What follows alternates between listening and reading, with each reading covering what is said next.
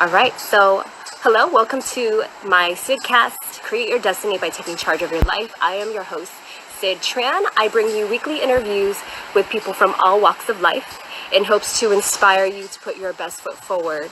This week we're talking about getting out of a toxic relationship and gaining confidence.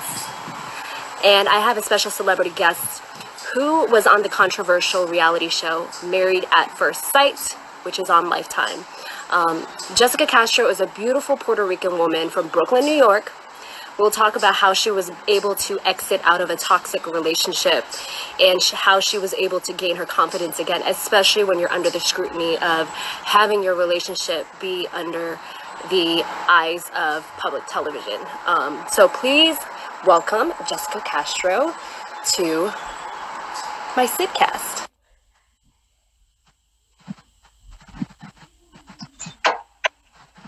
Hello.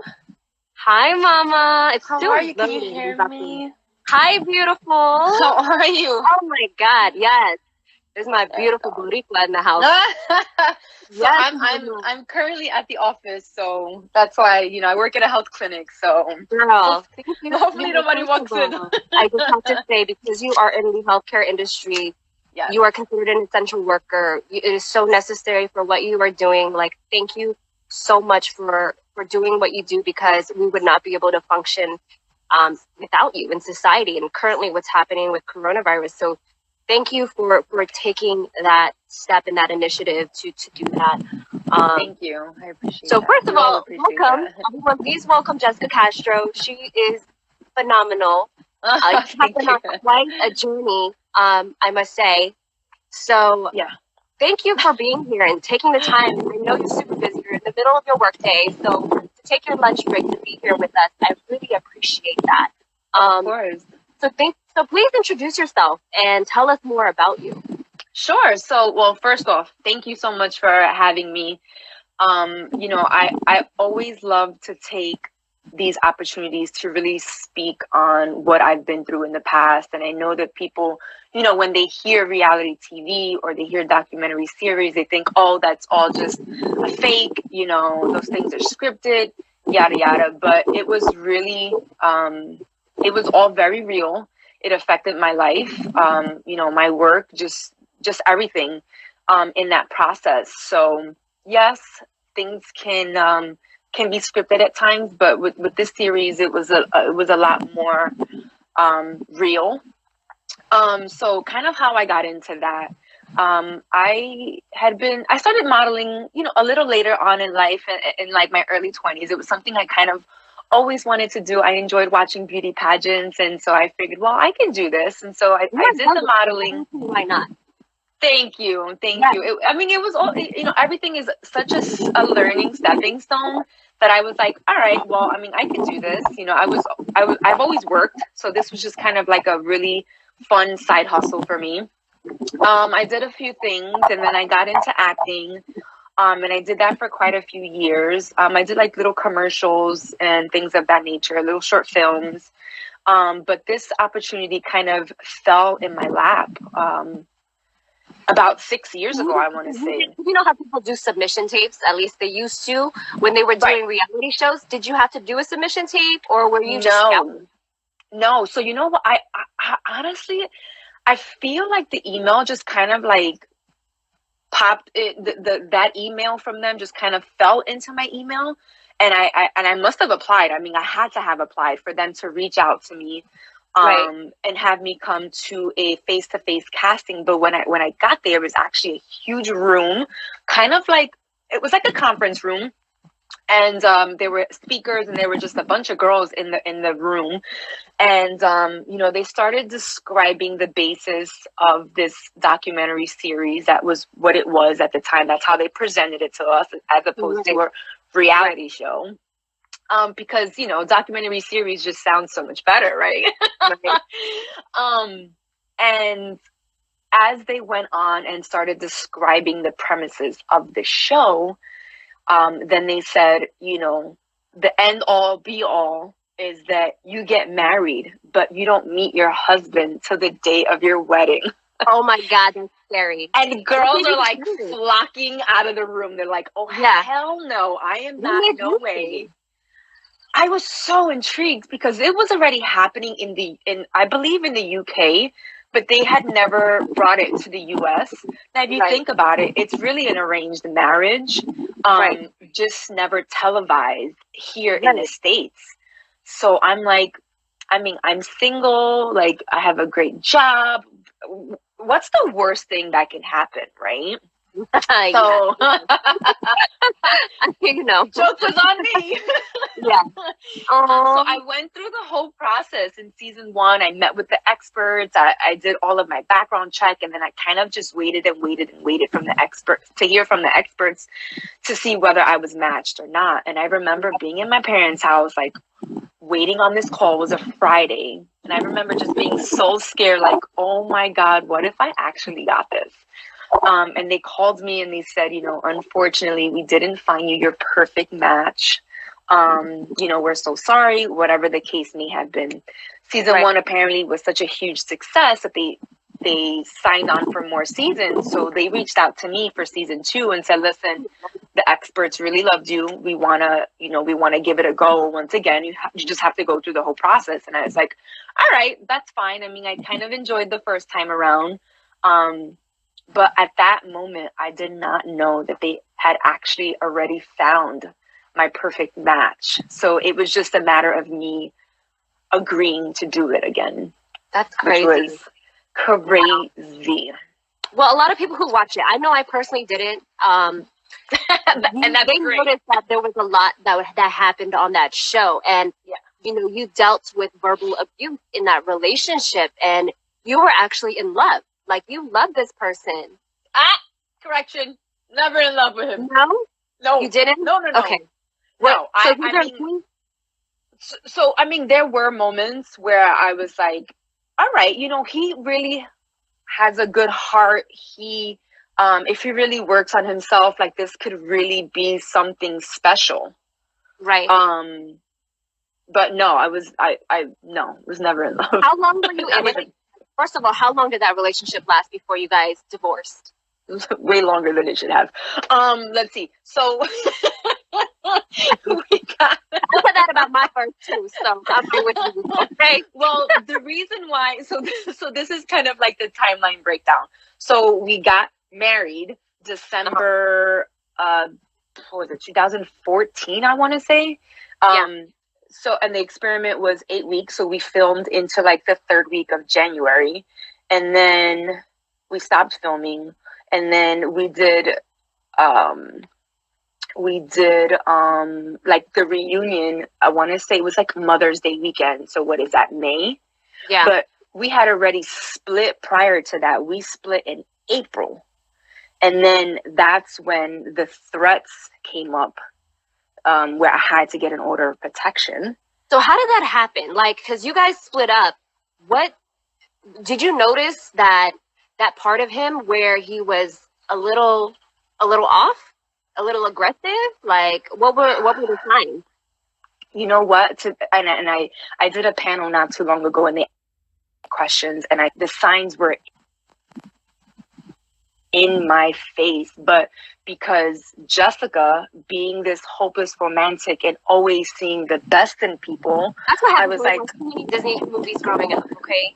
And I mean, listen, growing up in a Latina household, we're kind of brainwashed to where it's like, once you get older and you get your degree, you find your perfect, husband, you settle down, you have kids, you get a house, like white picket fence, like all of these things.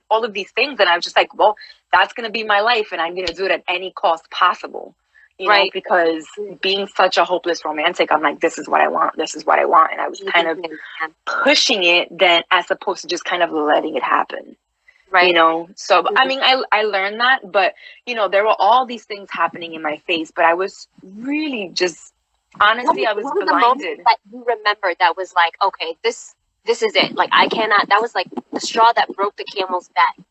That you were like, I am done. I can't do this anymore. I have too much respect and love for myself to deal with this. When was that point when you were like, fuck this shit? Like, for real. Honestly, it was already too late because we had already filmed the whole season.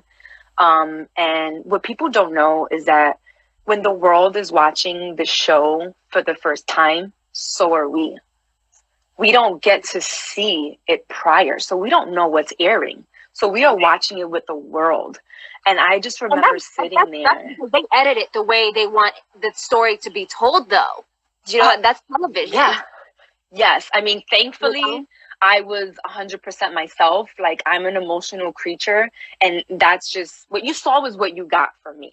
You know, I'm not confrontational. I don't like arguments. I've always been that very timid girl. Like, that's just always been Jessica, you know? So I wasn't portraying myself to be anything but who I was.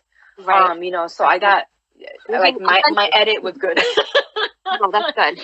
Yeah, so, you know, but again, I was watching it with the world and I didn't realize what was happening until the show was airing. And I had a conversation with my best friend and she's like, Jess, I need you to take a step back and really analyze the situation and really realize what he's doing to you.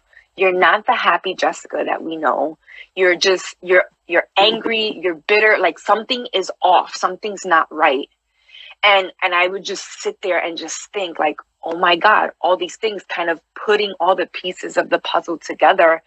Yeah. And I was just like, it was like a slap in the face, like, girlfriend, wake up. And I was just like I came up out of water and I took this deep breath and I'm like, oh my God, it's not me. It's not me. Like, this isn't me. This isn't Jessica. Like, you're not happy. If there was something that was different, you know, because now that you watched it, you saw it happening, and it's probably like making you cringe, right, as you're watching it. Because you're like, everyone else in the world is watching this as this is happening. Embarrassing. What would you change? Is there any moment that you would change or take back, or something that you had learned from that really resonated with you? I mean, honestly, I wish that I was a little bit stronger at that time to really put my foot down with him and really express how I was feeling. You know, communication or lack thereof was something I've kind of always struggled with because in my family, when issues happened, we just swept it under the rug and that was that. You know, the time will pass, we'll get over it. You learned it through your parents and your family, and you continue to be that way too. So exactly. So after, you know, going through that, right? How did you take from it and learn and became stronger? Who are you now? Like, who was the Jessica then, and who are you now? Sure. So Jessica then, and even before the show, very quiet, very timid. I didn't have a lot of friends. That's just kind of, and I was kind of always okay with that. You know, I've had this one best friend since high school. And it just always kind of worked for me. I was so focused on school and work that nothing really else mattered to me. I wanted to get out of New York and I did for a little while. And so, you know, that was then, but now I'm very vocal. I tell, you know, my family, my friends, and my boyfriend exactly how I'm feeling, what I like, what I don't like. You know, I'm very open and honest, and my communication skills have grown so much because of this process. I went through some things, but I learned a lot from it as well. So it wasn't a total waste of my time. So, you know, coming out of it, right, it beats down your level of confidence. It just like coming out of it, because you're like, you were saying you were coming across people and they would see you, you know, walking down the street and they would cry because they were feeling for you, right? Yeah. And so you really didn't know how to react because it affected people that much. So I can only imagine how that affected you as an individual. How, you know, as far as, you know, how you changed and how you gained more confidence over time, what allowed you to become that butterfly after going through what you did and transforming? Well, you know, I realized that through this process, everything happens for a reason. And I honestly felt like even though it was very hard and at times kind of embarrassing to go through, especially with like the whole court situation, like that was not something that I signed up for. And that was one, you know, people were like, well, that's what you signed up for. No. I signed up to go through this experiment, and if it worked, it worked. If it didn't, that's fine. However, I did not sign up to be fighting in court and or verbally abused. That's, second. And third, threatened to kill me and my family. Like, that's not what I signed up for. That was not what I, yeah, That is you insane. know, There should be more so protection involved when it comes to that. 100% sure. But though, contracts are so one-sided, it's so, again, lessons learned. It's not something that I Read would the do. fine print, because you were like, oh, we always see the grass is greener, right? You're like, oh, we see Right. all the positivity that will come out of it, and then you realize that you're getting screwed at the same time. You're like, what? Yeah, So, exactly. Did that stop you from wanting to continue your acting career? Because now you're in a different field. Nope. I mean, people are like, oh my God, well, this must have opened so many doors for you. I didn't do anything from that. I mean, I just continued to do what I loved, and that was the thing. No contract, no person, no producer, no production company was gonna stop Jessica from what made her happy. Yes. And I was like, you can come after me. You can sue me. What are you going to take, my kitty? Like, I don't own anything. That's the good part about it, when you are right at the bottom and you're like, I have nothing to lose right now. And that's the benefit of it, because then you have no fear. You know what I mean? And that was the thing with this. I had to grow some big cojones for this. And let me tell you, having my girls, the extra large. Oh, they are. So the question is, Mary wants to know, has there been any contact with him, or has he tried to contact you to apologize for what he put you through? Neither. No, and no. I don't. I'm such in a great space. All these years later, I've really learned to heal from it, and to forgive him, but not to forgive him for him, but to forgive him for me and my peace of mind. Right. I don't need an apology from him because, one, I know it's not going to be sincere, and two, it doesn't matter now. It doesn't change my life. Exactly. There you go. That's when you know you have peace and you moved on. Like that's real. So I also know that you mentor young women, right? So you went through this, and then you use this platform to empower young women, because you also met young women who were so young and they're going through abusive relationships. And so you use this platform to really talk and empower like the youth. Yes. What are some moments that you remembered in your mentorship that really stood out to you, that that you were on the right path, that you were doing the right thing by talking about this problem that you were having that was in your past? Because some people, you were saying, like, some people were like, yeah, get over it. But we use this as our voice to empower others. Right. Our story, this story isn't for everybody. Right. This story is for people who need to hear that you can get onto the other side after going through something difficult. Right. And I think also, when people hear reality star, they feel, and first of all, I to me, I don't see me as that. I just see me as Jessica, who went through this crazy life experience and kind of took it and learned from it and ran with it, But when people hear reality TV star, they feel like they can't relate. And I don't want, especially the younger generation, to think that, because they can 100% relate to me, because I am just a normal girl from Brooklyn. And I've always said that through all of my life, whether I modeled, I acted. That was only a glimpse of a moment in your timeline of what you were. That doesn't define Jessica Castro. Right, exactly. And I have 5 nieces that look up to me. So I make sure that they also know the difference. Like, I had the little one a few years ago and was like, I want to be on TV like Titi. And I'm like, and that's fantastic, baby. That's great. But, school is important. Like, school comes first. We have to make sure.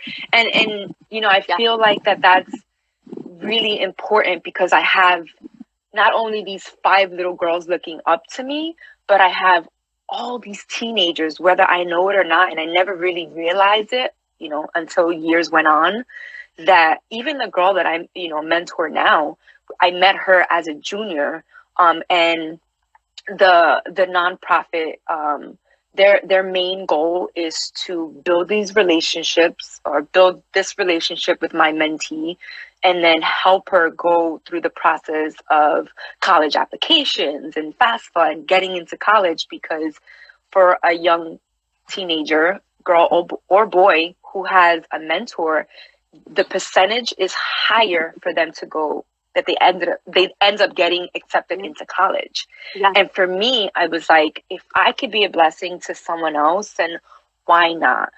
Yes.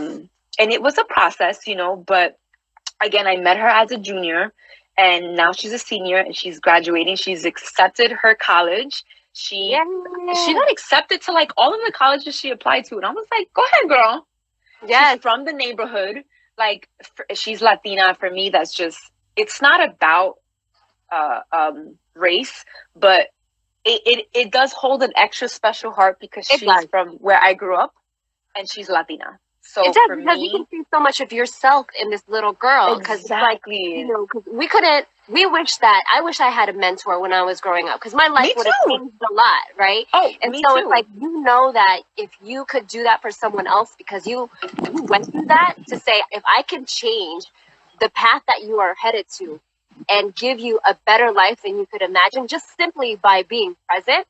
Exactly. It's incredible. And like, same thing with my niece. She's graduating this year, which I saw that. And she's also a senior, and I've guided her through the whole process, because her mom didn't go to college. And for me, I had to do the application process by myself, because my mom is a refugee. So she didn't get a chance to finish college. So it was so important for me to push that onto the youth. And also because, I'm a DJ and I travel internationally and things like that too. She used to see me. I was in a pageant when I was younger, and she was like, I want to be in a pageant also. And I told her, I said, I love that, but I made sure her energy, her focus was on her education. Absolutely. And I was like, you can do anything if you want, but if you have like that intellectual mindset, you can do whatever. Golden. Yeah, absolutely. That's amazing. Like, thank you for doing that. That's super inspiring. Like you said, I wish I had a mentor growing up, because, my life, I'm sure, would have been different as well. I after high school, I didn't go to school. I wanted to work full time. I had the option. You go to school or you work. And I was like, all right, 17, 18, 19. Yeah, I was like, I'm going to make money. I'm going to do this. A few years later, I went to school. I hated it. And 10 years later, I went back to school, and I'm in school now part-time, and it was the best decision I've ever made in my life. Good for you. That's awesome. So right now you're in the medical field, which I said, thank you so much for doing what you do. And you're still, have you decided maybe what path you want to go on? Because I know you're working on the administrative side. Yes. So right now I'm just doing administration in one of the neighborhood health clinics here in Bushwick. And after working so many different organizations, I really realized that healthcare was where I wanted to be. Also, because from my experience, I learned that I love to help people, which is why I mentor and I do, all these different things. And healthcare, again, was, I realized, where I wanted to be. But still kind of, trying to figure out exactly what path. I mean, there's so many different paths that I can take. So I have my mind set on one, which I don't really want to put out there just because I've been working on it for a while. But if, all else fails and I can do something else, I'm just going to keep pushing. And the time is now, because I have the time. So why not? And the great part about that is, coming from both you and I, where we are in the limelight, right? And we're, people know you as you being this person and doing that career, but knowing that you can always start over, like never be afraid to start over. And that's why coronavirus is such, it's a tragedy that a lot of families are going through so much hurt and so much loss. But as an individual, there's a time for growth. Right. And It's a blessing. it's kind of calculating where your baseline is. It's like, this is where Right. I right now, and this is where I could be. And you take that time to really invest into yourself. Mm-hmm. And it doesn't mean that you have to go spend money, because people may not have the means to. Right. But you can go through YouTube. There's so many resources that you could learn so much and grow and become a completely new being. Like, Right. and the new thing is the new normal. Like, there's a new normal, right? And so, you can take this and make it your best life. Just literally. What's your saying that you have under your email? Create the best version of you or yourself. Exactly. And I love that. And so it's a constant journey for us to continue to create. 100%. 100%. For me, I mean, I've taken, a lot of people are taking this time to learn something new, or to cook more, or to renovate their homes. And that's fantastic. I mean, kudos to everyone. For me, it's really about just catching up on rest, because working full time, going to school at night, there'd be times where I don't get home till 12 in the morning and I'm up at 6:30 for work. Like that, for the last 2 years, that's kind of been my life. And then on the weekends, I spend time with my family or my boyfriend and his family. Like, there's just so much that for me, people are like, well, what did you learn? I'm like, that I can sleep more, and I'm okay with that. No, exactly. You don't have to do too much. Like I said, it's about calculating where your baseline is. And if you do need more rest because you're already doing too much, then take that break, take that rest. So don't make it feel like, Bethany over here is doing 10 million things, and that it makes you feel like shit because you're not doing anything, because you're exhausted from your everyday life. Kudos to Bethany, because like, good for you, Bethany. Keep doing Keep going, girl. Exactly. But how can people find you and reach out to you if they have, questions, and they have a teenager at home that wants to be mentored? What organization are you working with? Sure. So the organization I am mentoring with is called I Mentor, but with that, they're implemented in certain schools. So it's not just something that you can just sign your child up for. Unfortunately, it has to be implemented within their high school. Okay. Right. So so that's that. But my Instagram, MSJ Castro, which is what they're watching now, I am constantly checking my DMs and my email that is attached to that, the business email.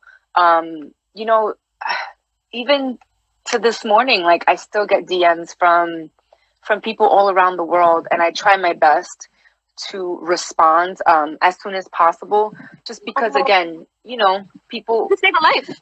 Yeah, exactly. You just never know when someone just, even if you just let them go on and on and on, and know that, and they see that you've seen their message, and just, respond something quick. It takes 2 seconds, so why not? I feel like that's really important. So I'm always on my social medias checking comments and DMs and things like that. So I'm very active on social media. Awesome. In between everything else. Yeah, that's awesome. So the last question I have is, what is the advice you would give to someone that is going through domestic violence at this very moment, when they're stuck at home with their aggressor? Wow, I wasn't prepared for that one. Right now it's a real thing. Like, it's unfortunate that it's happening at such a high rate. And I did not realize that until I actually read something about that. In the past, I've worked with Assemblywoman here from Brooklyn, Ms. Davila, and she had posted something about that, and I was just like, oh my God, that's not something I even thought about, and I can't imagine how scary it is. I just can't. And I just feel like, a lot of women maybe feel like they don't have anywhere to turn or anyone to talk to. And I have been lucky enough to work side by side with Assemblywoman here in Brooklyn, and other women that have, we did a panel not too long ago where that was kind of the main topic. And I was able to keep in touch with a lot of those women. And they're like, if you know anyone that may need our help, even if they send me a quick DM because they don't want their partners to know, they want to leave, they don't have the funds. And I was just like, absolutely, at that time, I actually did know someone. And I was able to connect them together. You know, I don't always have the answers, but I will try my best to get them in touch with the right person if it's out of my scope. And sometimes it is, you know, sometimes they just want to listen, they just want to talk, and I'm here to listen. But sometimes they really need more than that. And I can always find someone to help them. And, you know, right now I do have a great contact for any woman who is listening right now and hears this and or sees this. If you need help, please reach out, and I will try my best to connect you with the right person. Yes, so you can reach out to Jessica Castro at MSJ Castro. And then also Miss Hollywood said she works for a domestic violence shelter. Oh, Hi, Miss perfect. Hollywood. So you guys can also reach out to her. But feel free to reach out to me. I can always put you in contact with whoever is necessary. There also is a domestic violence hotline that you guys can reach out to, which is, that's the national hotline number. Just want to make sure that it's out there. It's 1-800-799-SAFE, and that's 7233. That's awesome. Miss Hollywood, which domestic violence shelter do you work with, and where are you based out of? I feel like I've seen this name. I think I actually know her from the neighborhood. I may be wrong, but looks familiar. No, that's awesome. That's amazing. So thank you so much for your time.